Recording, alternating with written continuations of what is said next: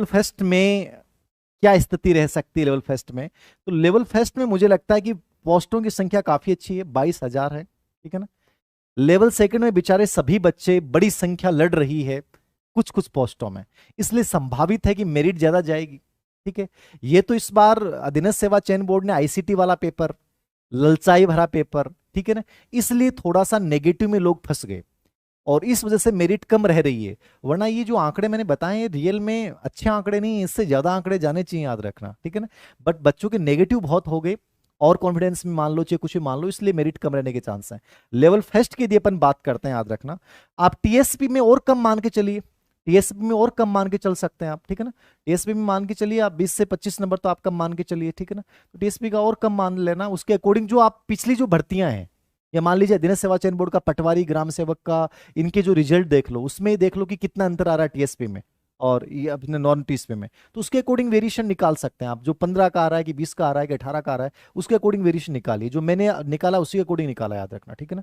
मैं कमेंट्स बाद में लूंगा। आगे देखिएगा, लेवल फर्स्ट में, लेवल फर्स्ट में 22,000 पोस्टें थी, प्लस लेवल फर्स्ट का बच्चा बड़ा भावुक हो जाता पेपर को देख के, पहले से सर ये कर देंगे वो कर देंगे, ठीक है। अब होता क्या है, लेवल फर्स्ट में इंग्लिश आती है, साइंस आती है, मैथ हो जाती है आपकी, ठीक है, आपकी हिंदी हो जाती है, ठीक है, मेथड्स का बड़ा रोल हो जाता है, बाकी साइकोलॉजी जीके सब था। इस वजह से आप ये मान के चलिए लेवल फर्स्ट की मेरिट बहुत ज्यादा रहने के चांस नहीं है, क्योंकि लेवल फर्स्ट में एक प्रकार से कई चीजों का मिश्रण था।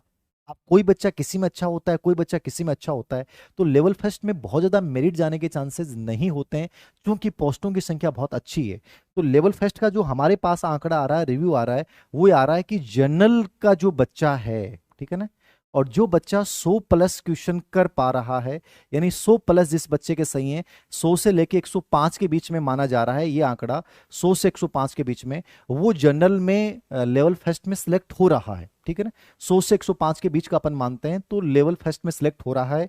और यदि अपन ओबीसी का अपन इसमें मान के चलते हैं, तो वही अपन ये मान के चलते हैं 99 से लेके 103 के बीच में जो बच्चा है ओबीसी में, वो बच्चा 100% सिलेक्ट हो रहा है। मैं ये कह सकता हूं कि इसमें डाउन भी आ सकती है, डाउन भी आ सकती है, कोई बड़ी बात नहीं है, ये एक अनुमान है केवल, ये बच्चों का लिया गया एक रिव्यू है, यदि बच्चों ने ईमानदारी से बताया है। अब एक बच्चे, एक ऐसी बच्चे होते हैं कि जो रियल में जरूरी नहीं कि सही आंकड़े दें, आप कितने भी सर्वे करवा लो, बच्चे कुछ तो तुक्के मारेंगे, मतलब लेवल फर्स्ट का एग्जाम दिया ही नहीं और बीच में लिखेगा मेरे 110 प्लस, ऐसे बच्चे भी होते हैं, क्योंकि आनंद लेना होता है सबको, सब स्ट्रेस में। बगनासा इतनी खराब हो रही है लोगों के, ठीक है ना। कहन तो पूछ लेना कि बेटा, मैंने एक बच्चे से पूछा पेपर खराब हो रखा था, पेपर दिया है क्या, तो बोले दिया, किसका था, कि सर मैं तो उसका दे के आया हूँ, क्या पता को क्या बोला, फॉरेस्ट गार्ड क्या बोला। मैंने कहा फॉरेस्ट गार्ड नहीं, रिट का एग्जाम नहीं था क्या? अरे हाँ सर रिट का एग्जाम। मतलब इतना स्ट्रेस, मैं क्या पूछ रहा हूँ उस बच्चा का ध्यान नहीं है। तो रियल में सिचुएशन क्या है, फ्रस्ट्रेशन बहुत हावी है। आपको सब बच्चों को लगता है एग्जाम देने से पहले मेरे को सिलेक्शन लेना है, मेरा सबका सिलेक्शन होगा, याद रखना मैं ऐसे करूंगा, फिर देसिंग सर के पास पेन लेने जाऊंगा और ये हो जाएगा वो, अब इतनी चीजें हावी थी। अब पेपर आ गया अजीब सा, ठीक है, अजीब मतलब क्या बताएं। अब जैसे गणित विज्ञान पेपर एक मीठा जहर मान सकते हैं, जो ललचा रहा था, बहुत हार्ड भी नहीं इजी भी नहीं, संतुलित सा पेपर, ठीक है। एसएसटी का भी ठीक था। अब ये लेवल फर्स्ट में स्थिति है, लेवल वाले फर्स्ट वाले बच्चे चले गए एकदम से, लेकिन वो इन मैनेज नहीं कर पाए क्योंकि कई चीजें मिश्रित थी। अब सिचुएशन क्या आ रहा है, दिमाग इतना खराब है, घर वो जाएंगे तो कोई पूछेगा क्या पूछेगा, तो कुछ भी निकल रहा है मुझसे, किसी को फॉरेस्ट गार्ड दिख रहा है, आधे और कोई हो रहे हैं, ठीक है ना, आधे खंभों से भिड़ते जा रहे हैं, अजीब सी स्थिति हो रही है, याद रखना। तो इस समय बच्चों को सबसे अधिक संबल की जरूरत है। मैं तो कहता हूं इस समय बच्चों के साथ बड़ा अच्छा व्यवहार करो, ठीक है ना।